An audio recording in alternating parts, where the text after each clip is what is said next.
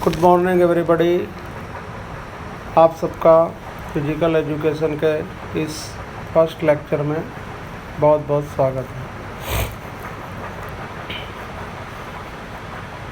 अभी तक में हमको ये पहली बार फिजिकल एजुकेशन में थियरी का लेक्चर आएगा और इसका MCQ का पेपर भी होगा। तो इस कोरोना काल में हम लोग ने सभी ने अपनी शारीरिक योग्यताओं के बारे में उसका कितना महत्व है वो हमने जाना है। बहुत शब्द सुना होगा तुमने कभी कोरोना काल में इम्यूनिटी, जो रोग प्रतिकारक शक्ति होती है शरीर, तो वो भी फिजिकल एजुकेशन का ही एक भाग है।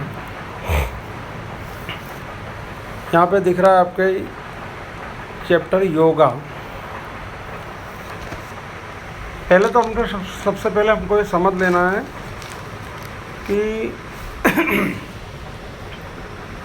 फिजिकल एजुकेशन का इम्पोर्टेंस क्या है। What is the importance of physical education, उसका महत्व क्या है। तो सबसे पहले तो जो ये एजुकेशन है इसका उद्देश्य जो आप लोगों का शरीर है वो स्वस्थ रहे, मन स्वस्थ रहे और आपका सभी का आचरण स्वस्थ रहे, इसका ही ट्रेनिंग देना, इसी का प्रशिक्षण देना ही वो शारीरिक शिक्षा है या फिजिकल एजुकेशन है। स्वस्थ शरीर में एक स्वस्थ मन रखने के लिए आप लोगों को नियमित शारीरिक व्यायाम की आवश्यकता होती है। एक्सरसाइज ज़रूरी है। ये जो एजुकेशन है, शारीरिक शिक्षा, फिजिकल एजुकेशन, ये शिक्षा का एक बहुत महत्वपूर्ण हिस्सा है, अभिन्न अंग है। इसके लिए सभी स्कूलों में एक खेल का मैदान होना ज़रूरी है। एक कहावत है कि स्कूल बिना मैदान के, मतलब बिना मैदान के स्कूल से अच्छा है स्कूल बिना का मैदान। मतलब मैदान सबसे ज़रूरी है। शारीरिक शिक्षा वो शिक्षा है जो जीवन पर्यंत उसका अनुकरण करना चाहिए।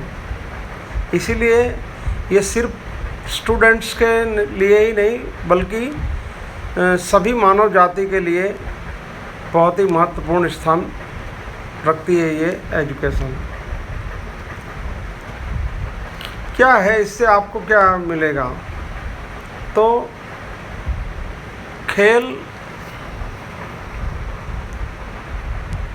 आप सबके खुशी का लिए एक बहुत बड़ा स्रोत है।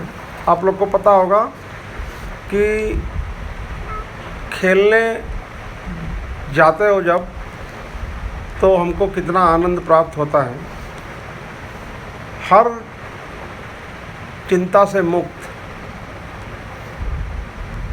खेल से अच्छे शरीर का निर्माण होता है और दिमाग भी ताज़ा रहता है, दिमाग बिल्कुल फ्रेश रहता है। खेल बहुत तरीके से अपने मन को ट्रेनिंग देता है। अगर हम कोई खेल खेलते हैं तो हमारे मन को बहुत प्रकार की ट्रेनिंग मिलती है उसमें। खेल खेलने से हमारे अंदर अनुशासन आता है, डिसिप्लिन होता है और टीम भावना भी जागृत होती है। खेल खेलने से इसी प्रकार अनुशासन और आज्ञाकारिता हमको सीखने को मिलती है, क्योंकि उसमें एम्पायर रहते हैं। तो एम्पायर हमको बोलता है वो मानना पड़ता है, टीचर जो बोलते हैं वो मानना पड़ता है। तो हमको सीखने मिलता है, तो हमारे अंदर अनुशासन आता है और टीम की भावना पैदा होती है और हम आज्ञाकारिता सीखते हैं। खेल खेलने से हमारे अंदर एक और गुण विकसित होता है कि हम अपने विरोधियों के लिए निष्पक्ष होना सीखते हैं। वो भले विरोधी है लेकिन हम खेल खेलने के बाद उससे हाथ मिलाते हैं, गले मिलते हैं, मतलब हार को भी बहुत अच्छे से स्वस्थ रूप से हम स्वीकार करते हैं। फिजिकल एजुकेशन का लक्ष्य जो है वो स्टूडेंट्स को सर्वश्रेष्ठ बनाना है। शारीरिक शिक्षा के बिना सर्वश्रेष्ठ होना बहुत ही मुश्किल, मेरे हिसाब से नामुमकिन।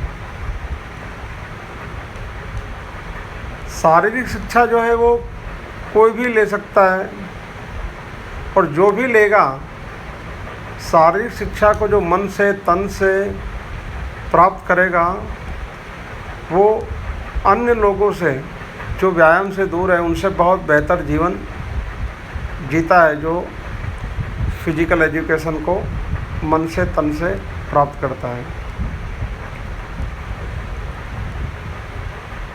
तो ये सिर्फ आपको मतलब फिजिकल एजुकेशन फर्स्ट है आपके लिए, पहली बार है, खास करके थियरी के रूप में। तो ये प्रस्तावना के रूप में आपको बताया कि इसका महत्व क्या है फिजिकल एजुकेशन का। अब लेसन योगा। योगा शब्द हमने सुना हुआ है, और इस योगा को अगर हमको याद रहेगा तो बाबा रामदेव नाम के एक आदमी हैं, वो योग के गुरु हैं। उन्होंने योग को दुनिया भर में पहुंचाया। योग विलुप्त होता जा रहा था धीरे धीरे, लेकिन बाबा रामदेव को इसके लिए हमको थैंक यू बोलना चाहिए कि उन्होंने योग को पूरे विश्व में पहुंचाया। वास्तव में जो योग है ये क्या है, प्राचीन भारत का ही है, लेकिन विलुप्त हो रहा था। ये भारत की जो है विश्व को बहुत बड़ी अमूल्य भेंट है, और इसकी उपयोगिता जितना प्राचीन काल में थी उससे कहीं ज़्यादा अभी इस आधुनिक युग में है।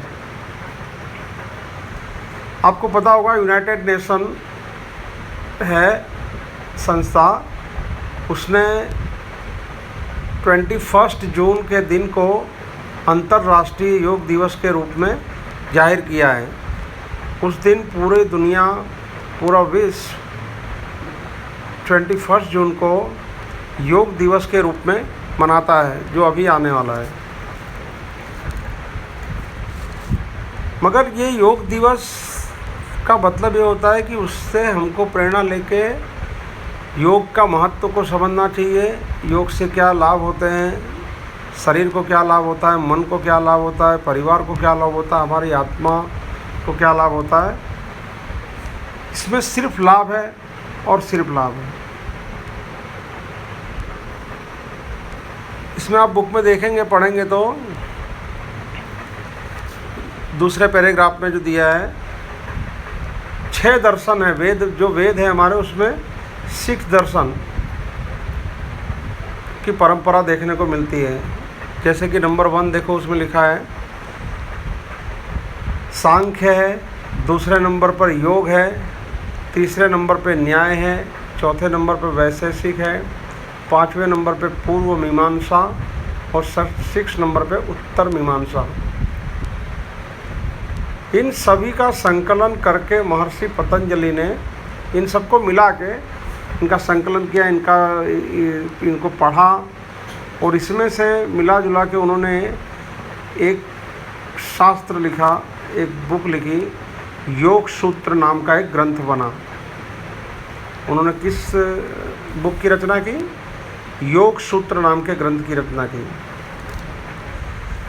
ये महर्षि पतंजलि जो थे वो तक्षशिला विद्यापीठ में आचार्य थे, और व्याकरण और आयुर्वेद के भी बहुत बड़े ज्ञाता थे। ये सूत्र जो लिखा हुआ है, ऐसे सूत्र दिख रहा होगा आपको, योगेन चितस्य वाला, ऐसे कुल 195 सूत्रों को इसमें बांटा गया है। वैसे योग कोई शास्त्र नहीं है, मगर जीवन का जो सत्य को जानकर, समझकर, जीकर जीवन को बदलने का विज्ञान है। जीवन जीने की एक प्रणाली है। योग का स्वरूप इतना विशाल है कि इसको किसी एक परिभाषा में बांधना मुश्किल है। नीचे दिया होगा डिफरेंट टाइप ऑफ योगा परचिस जो लिखा है। तो इसका स्वरूप बहुत विशाल है, इसको किसी एक परिभाषा में नहीं बांध सकते। वैसे योग शब्द जो है, मुख्य जो है संस्कृत का एक शब्द है युज। युज धातु से बना हुआ है। इसका युज का मतलब होता है जोड़, संयोग। तो क्या जोड़ना है? तो चित्त का जो है, अपना मन है, चित्त जो है कि विश्व चेतना, दुनिया की चेतना के साथ जोड़ना, यही योग है। स्वामी विवेकानंद के अनुसार हमारे अंदर रही हुई दिव्यता को प्रकट करे, हमारे अंदर के जो प्रकाश को बाहर लाए, वही योग है। योग चित्त वृत्ति निरोधा, मतलब बिना के विचारों को दूर करके स्वयं के विकास में उपयोगी विचार को स्थिर करना योग का लक्ष्य है। योग का लक्ष्य क्या है? हमारे अंदर जो रही हुई है दिव्यता, उसको जो हमारा अंदर, जो मन के अंदर जो बिना मतलब के विचार हैं, उसको दूर करना और स्वयं के विकास में उपयोगी विचार हो, ऐसे विचार को स्थिर करना, यही योग का लक्ष्य है। अभी योग के विविध मार्ग,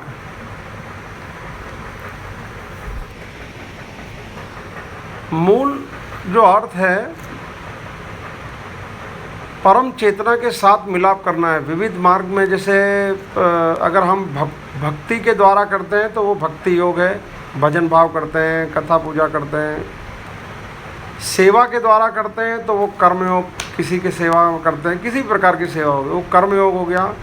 बुद्धि के द्वारा हम कुछ बटोरते हैं तो वो ज्ञान योग है। शरीर, प्राण या मन पर जो नियंत्रण करते हैं तो वो राजयोग है। और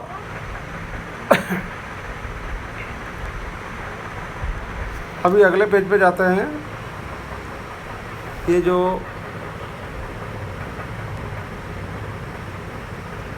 इल्यूशन रिगार्डिंग योगा, अब योगा के बारे में कुछ भ्रामक विचार भी है समाज में। इसमें देखो जो पॉइंट आउट किए हुए हैं, yoga is not for common, yoga is जो जितने भी दिए हुए हैं, कुल 9 भ्रामक विचार इसमें दिए हुए हैं।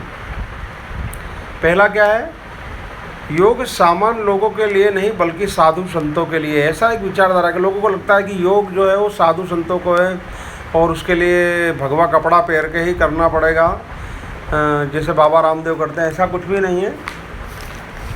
दूसरा उसका जो है वो बिल्कुल है कि योग अलौकिक विषय है, तो वो बिल्कुल अलौकिक नहीं है, बिल्कुल किसी के लिए भी है। कई लोग की समझ में, या आप लोग क्या समझते हैं कि योग का मतलब सिर्फ आसन और प्राणायाम को वो योग समझते हैं। कि जो लोग आपने देखा होगा गार्डन में जाते हैं, योग करते हैं, प्राणायाम करते हैं, वो मतलब आसन करते हैं और प्राणायाम करते हैं, तो वो समझते हैं यही योग है। जबकि मैंने पहले ही बोला कि योग बहुत ही विशाल स्वरूप है योग का।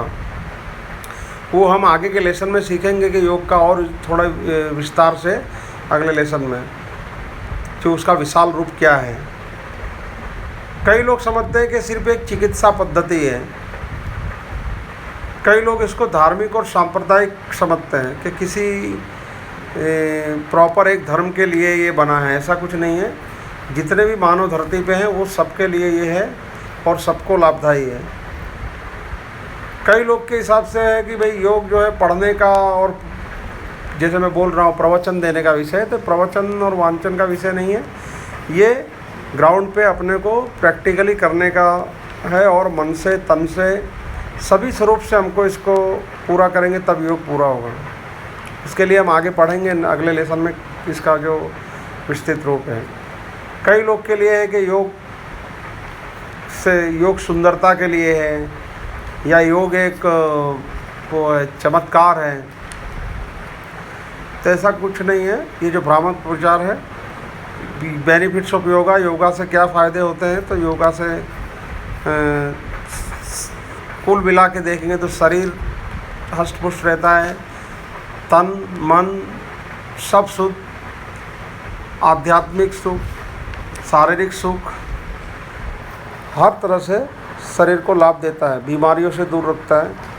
इसमें जो इसके जो आसन और वो प्राणायाम है, ये हमारे शरीर को हष्ट पुष्ट रखने में मदद करते हैं। तो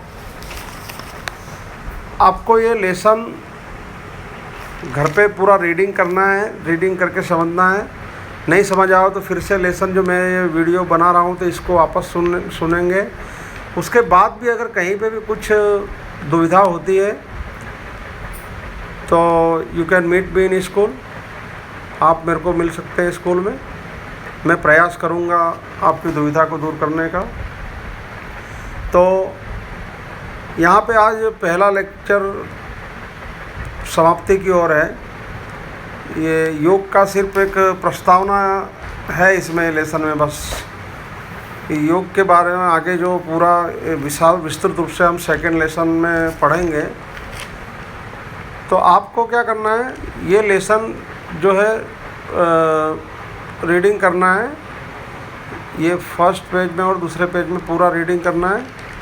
और फिर उसका जो अपना वर्कबुक है, वर्कबुक सबने ले ली होगी, मैं आशा करता हूँ कि सबने वर्कबुक ले ली होगी।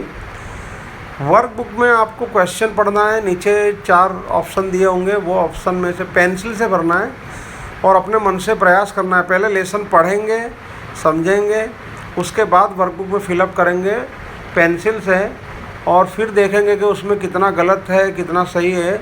जहाँ पे गलत किया है तो वहाँ पे फिर हम सही कर देंगे। पेंसिल बिल्कुल लाइट रखने की, ताकि हम उसको कभी हमको टेस्ट करना है अपना खुद का तो हम उसको रब करके फिर से लिख सकें। तो ये खास ख्याल रखना। इसी पेंसिल से लिखाने का मकसद ही ये है कि हम उसको बार बार प्रैक्टिस करना है तो हम कर सकें। बिल्कुल लाइट टिक करना है उसमें, ताकि हम दूसरी बार उसको रब करके फिर से बिना अपने देखे वापस आंसर लिखे तो हमको पता लगे कि हम सही लिख रहे हैं कि नहीं। तो मूल योग इसमें देखो, शारीरिक शिक्षा का जो है, ये जो सुन रहे हैं हम समझ रहे हैं उतना ही नहीं होना चाहिए। जब तक हम इसको इम्प्लीमेंट नहीं करेंगे ग्राउंड पे, तब तक हमारे को इस शारीरिक शिक्षा सिर्फ मेरे प्रवचन देने से ये पूरा होगा नहीं।